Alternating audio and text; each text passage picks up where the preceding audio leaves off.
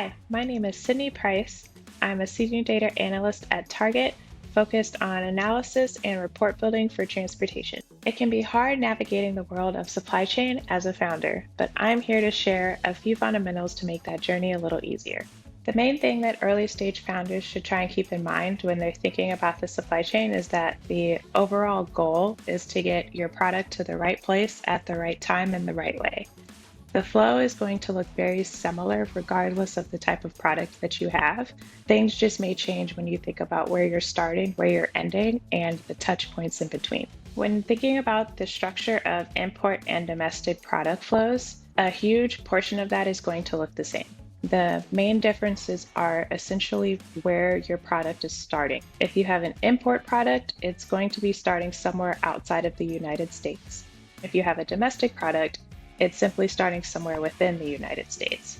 Import products, you have to consider traveling across the oceans or maybe traveling through the air until you get to a port somewhere within the US. Whereas for domestic products, the only things you're having to worry about is simply traveling between different states or different points. When you're thinking about lead time, it can be considered in hours or days, depending on if your product is moving between two locations within a city or a state, or perhaps it's moving across the country or even from somewhere overseas. Depending on the size of your product and the specific way that it has to flow, lead times can vary, but all of that will be considered when thinking about the most optimal way that your product needs to flow through the supply chain in order to get to its end location. Timeframe can mean a few different things. Sometimes timeframe can be another term for lead time. Other times timeframe can refer to if you're thinking through different manufacturing processes or the amount of time that it takes for you to create your product and have it ready to go for someone to pick up from you.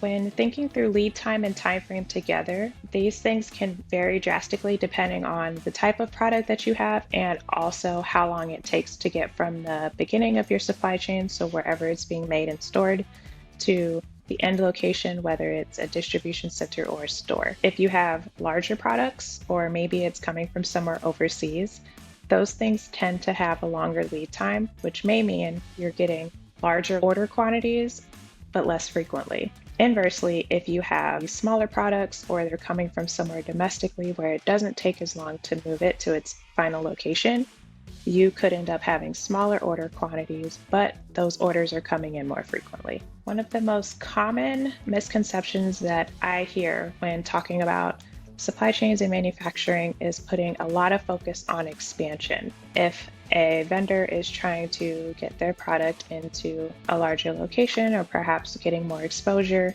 thinking that you have to have a larger manufacturer or multiple manufacturers before you have the sales and the demand in order to support that. You want to make sure that you already have an idea of what you need to anticipate before trying to expand in order to accommodate that.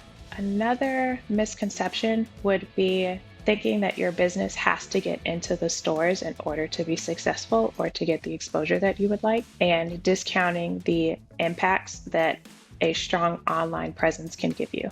I think the number one thing that founders should keep in mind is doing what is best for them, their business, and their product. That may look different than similar products that you've seen in stores or online, and not being afraid to push back or say no to something if it will jeopardize how you would like your product to be or how you would like your business to be ran.